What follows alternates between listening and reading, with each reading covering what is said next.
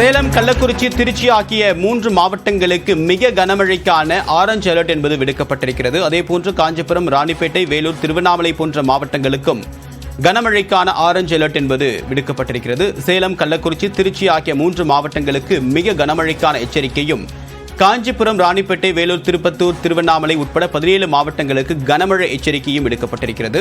கோவை, நீலகிரி, கிருஷ்ணகிரி, தருமபுரி, ஈரோடு, நாமக்கல்லில் கனமழைக்கு வாய்ப்பிருப்பதாகவும் தெரிவிக்கப்பட்டுள்ளது. இதில் குறிப்பாக 3 மாவட்டங்களுக்கு சேலம், கள்ளக்குறிச்சி, திருச்சிக்கு கனமழைக்கான ஆரஞ்சு அலர்ட் என்பது விடுக்கப்பட்டிருக்கிறது.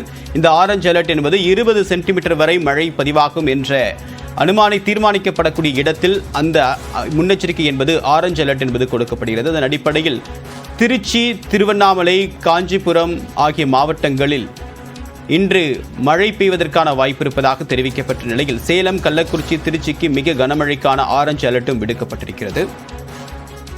மொத்தம் தமிழ்நாட்டில் 17 மாவட்டங்களுக்கு கனமழை எச்சரிக்கை என்பது விடுக்கப்பட்டிருக்கிறது. நேற்று 24 மணி நேரத்தில் தமிழ்நாட்டில் அதிகபட்சமாக விழுப்புரம் மாவட்டத்தில் 22 சென்டிமீட்டர் மழை பதிவான நிலையில் இன்றும் அநேக மாவட்டங்களில் மழை பெய்வதற்கான வாய்ப்பு இருப்பதாக எச்சரிக்கை கொடுக்கப்பட்டது. 17 மாவட்டங்களில் கனமழை எச்சரிக்கையும், 3 மாவட்டங்களுக்கு மிக கனமழைக்கான எச்சரிக்கையும் விடுக்கப்பட்டுள்ளது.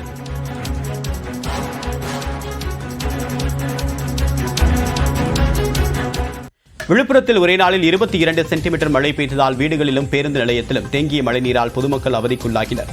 விழுப்புரத்தில் இடைவிடாமல் நேற்று நள்ளிரவில் சுமார் 6 மணி நேரத்திற்கு மேலாக இடி மின்னலுடன் கூடிய கனமழை கொட்டி தீர்த்தது. இதனால் நகரின் பல்வேறு இடங்களில் மழைநீர் சூழ்ந்தது.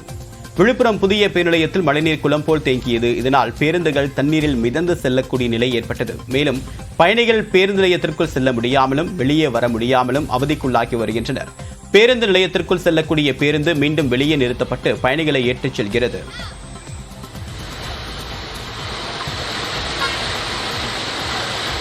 விழுப்புரத்தில் கொட்டி தீர்த்த கனமழையால் தாமரைக்குளம் பகுதியில் 100க்கும் மேற்பட்ட வீடுகளை மழைநீர் சூழ்ந்துள்ளது. பொதுமக்கள் முழங்கால் அளவுக்கு உள்ள தண்ணீரில் நடந்து சென்று அத்தியாவசிய பொருட்களை வாங்கி வருகின்றனர்.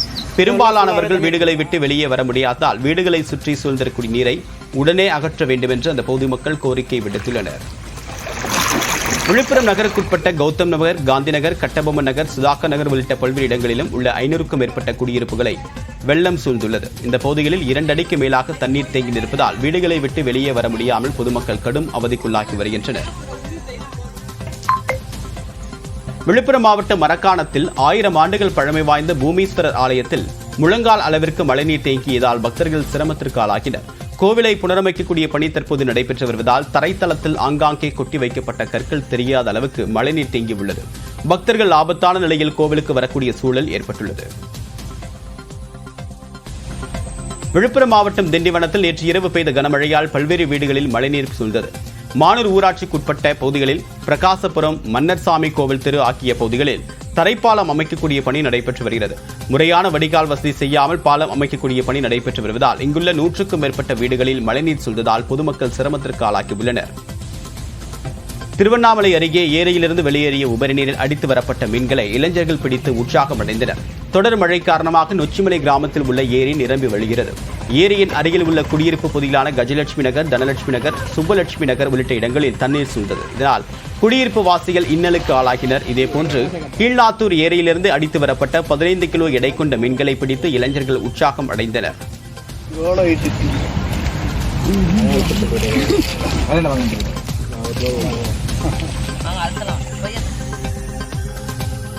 திருச்செந்தூர் கடலில் புனித நீராடிய 3 பக்தர்கள் ராட்சத அலையில் சிக்கி படுகாயம் அடைந்த நிலையில் அவர்களை கடற்கரை பாதுகாப்பு பணியாளர்கள் போராடி மீட்டனர். திருச்செந்தூர் சுப்பிரமணிய சுவாமி கோவிலில் ஞாயிற்றுக்கிழமை விடுமுறை தினத்தை ஒட்டி ஏராளமான பக்தர்கள் கடலில் புனித நீராடினர். இதில் சேலத்தை சேர்ந்த தங்கம், புதுக்கோட்டையை சேர்ந்த பாகம் பிரியா, கோயம்புத்தூரை சேர்ந்த வெங்கடேசன் ஆகிய மூவரும் கடலில் நீராடி கொண்டிருந்த போது எதிர்பாராமல் வந்த ராட்சத அலையில் சிக்கிக் கொண்டனர். மேலும் கடல் அலையின் போது ஒருவருக்கு மேல் ஒருவர் விழுந்ததால் 3 பேருக்கும் காலில் முறிவு ஏற்பட்டு கரைக்கு வர முடியாமல் தவித்தனர்.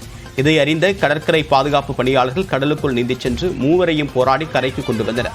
பிறகு 108 ஆம்புலன்ஸ் மூலமாக மூவரும் திருச்செந்தூர் அரசு மருத்துவமனைக்கு அனுப்பி வைக்கப்பட்டனர்.